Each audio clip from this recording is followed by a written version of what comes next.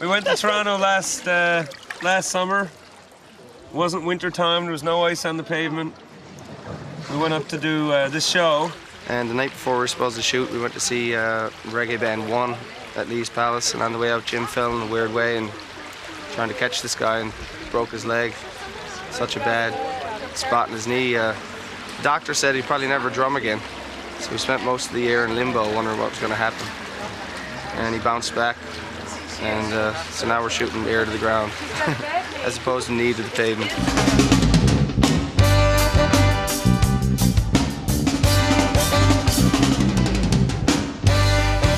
So what do you think, Jimmy?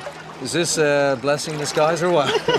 Everything with this album, in terms of timing, when people were available to record their tracks, when somebody had to work, when they had time off, the weather, everything has just worked out. Is he who is blind who tries to oversee? Ooh-wee. 'Cause you know we can't see the forest for the trees. Oh no. Looking glass will turn a paper to fire. If you follow your burning desire, then you know you're gonna turn into fire too hot. Yeah. There's a war at your door. Can you hear the people fighting? Oh yeah. There's a war at your door. Can you hear the people fighting? Oh yeah. War at your door. Can you hear the people fighting? This is a new world revolution. There's a war at your door. Can you hear the people fighting? We got to find a solution. Yeah. There is maybe a little theme that emerges. The last song is Never Too Late. It's never too late to make a change. And another song, Reality Time, is just waking up to the machinations of the governments and perhaps a whole system that in the end might end up destroying itself because it fundamentally doesn't respect life. And life will have a say perhaps in it. Something like Reality Time, we really have to wake up to the larger systems that are really interested in greed at the expense of the life force. And some of the songs were about that, and a very positive message in the face of the struggle and we see it on TV every day. People are happy to be involved in overcoming. Oh, life is kind of funny. Yeah, we work and work to survive to get us money. Yeah, you keep on trying to get ahead in the race. You just can't keep the pace. So you and your kind will be a slave to the grind. And all the things you do will make you do the things that you've got to. Oh, life, my sweet life. Oh, oh, oh, oh, life.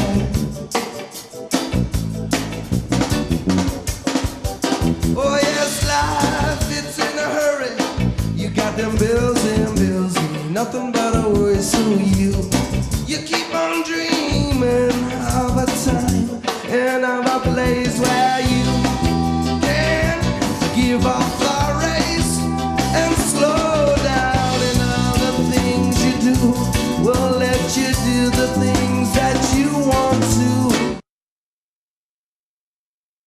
Newfoundland, that's Newfoundland, Newfoundland, that's Newfoundland, that's Newfoundland. Oh.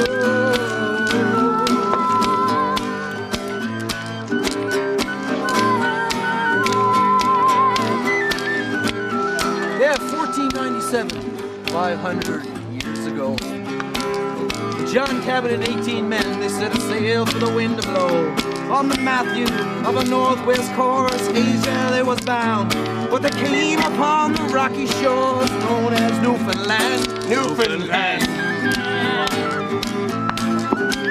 Newfoundland.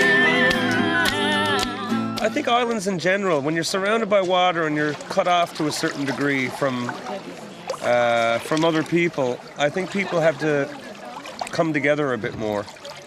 I mean, in Toronto, I know in Boston, there's a huge Newfoundland community. You know, it's an ethnic thing. Sometimes, I guess we don't look very different, but sometimes we sound quite a bit different. Just people band together. You know, I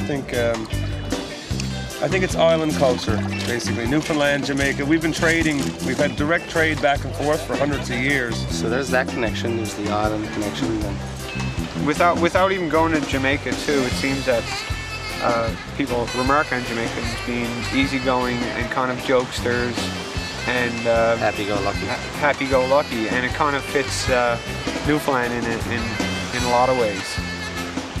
People don't take life so seriously and are able to sit back and smell the roses and have a bit of fun. Well, the sun is rising up in a land without fear. Or the scavengers are scattered and the reasons not clear.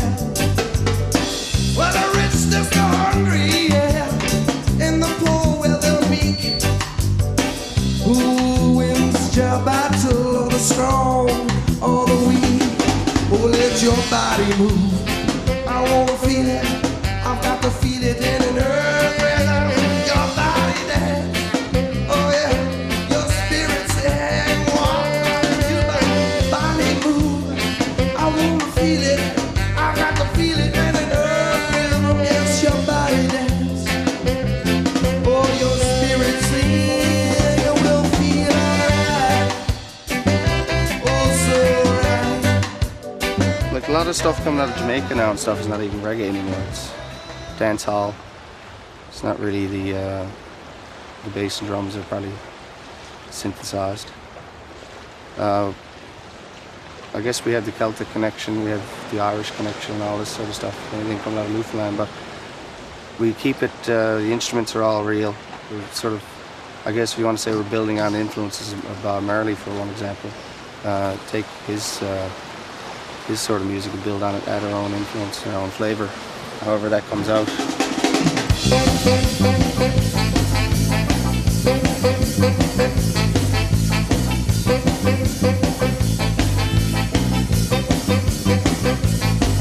There's a funky, funky lady living on my street. She smiled at everybody that she happened to meet. Tell her not to do it, she gon' get in trouble. And see, like when I say I only make it double. Well, she's a funky, funky lady. Well, she's a funky, funky lady. Well, she's a funky, funky lady. Ooh, leave it with me.